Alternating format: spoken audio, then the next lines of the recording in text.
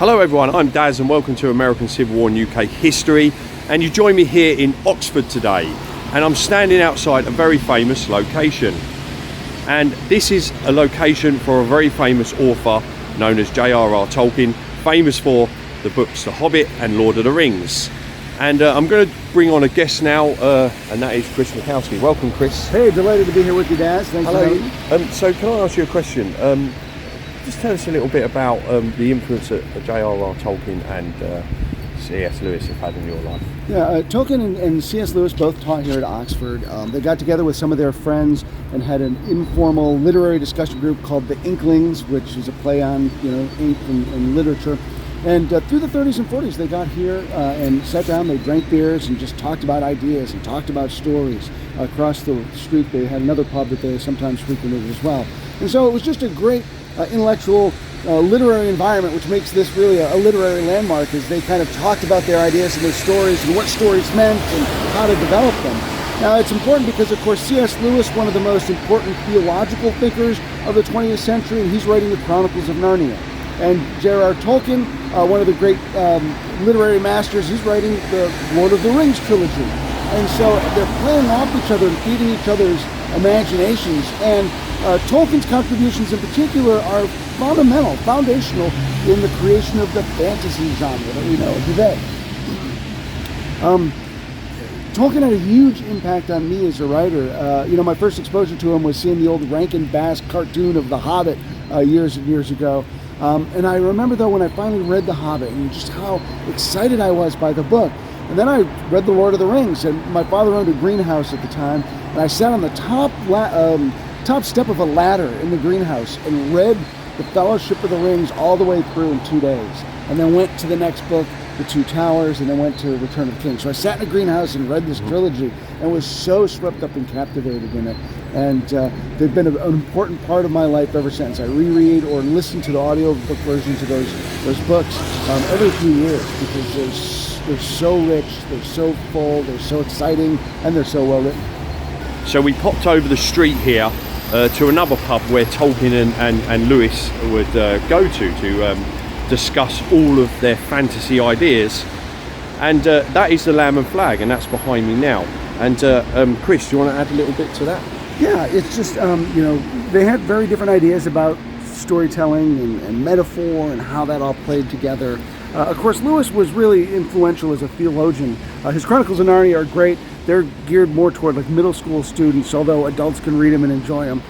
Whereas Tolkien's is a really deep, serious work of literature and anthropology and history and language and linguistics and so many different layers. But Lewis's theological thinking really is deeply resonant today. And he wrote things like Mere Christianity, Surprised by Joy, things that really kind of talked about what it was like to be a model Christian thinker. I think his book, The Screwtape Letters, is probably my favorite, where it's two devils that are writing back and forth. One's kind of like a senior devil and one's a junior, learning the ropes, and they're kind of talking about how to tempt people. And it's a great bit of satire. And what was kind of interesting is Lewis led a solitary life most of his life, and then he met a woman late in his own life that put some of these concepts to test in a practical sort of way. And it's a beautiful and heartbreaking story, because shortly after they get married, she ends up coming down with cancer and eventually dies from that. And it really tests his faith in deeply distressing ways to him. But it's his faith that gets him through that tragedy. You can see that dramatized in the movie Shadowlands. It's also a great stage play. Anthony Hopkins was in that movie. But I would encourage you to explore Lewis's writing as well as Tolkien's writing, and you're going to find just an incredible, rich literary tradition there. Anything you would like to ask me, or anything you'd like to add? Yeah, what kind of influence has Tolkien had on you? I know that you're a Tolkien fan. So, as far as Tolkien's concerned, I don't really become familiar with Tolkien until, and this was probably a lot of people as well, until 2001, and The Fellowship of the Ring, the film comes out, and it's, I didn't know nothing about it. I would be completely honest. I went and saw that movie the first time, and I went and see it a second time, and then I went and see it a third time, and of course I wanted to know more about it, and so it got me really into the Lord of the Rings. And the next thing you know as well, I went and bought the cartoon version, which I only finished halfway through.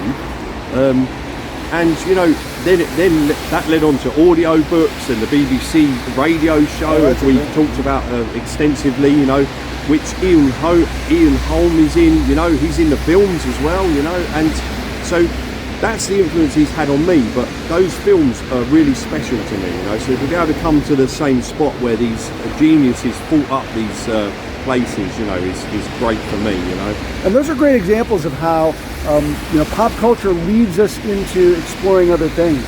So you found this, these works through the movies, and a lot of people find history through the movies. And maybe the movies don't capture everything that's true or accurate about the historical event or the novel, but they provide a great way in and spark you to explore more. And I'll just bring up another thing as well. When we visited the grave site, that was a real moment for me, because again, he had quite a big influence on my, I was quite young when these films come out, so, it really did, influence me, in a way that I can't explain, but, Yeah, and for me, visiting sites like this, his gravesite or where he hung out, it's like making a pilgrimage to show respect for someone who had an influence on you. So I would encourage everybody, to come to Oxford, explore these places for yourself. If you haven't read the books, go and read them. They're fantastic. Lord of the Rings, The Hobbit, the Chronicles of Narnia. Watch the movies, listen to the audio books. The BBC version is absolutely fantastic. It's really, really good. And just encourage you to come out and visit these places for yourself, where these, cool people once walked and discussed all these great things. I'm Daz, cheers.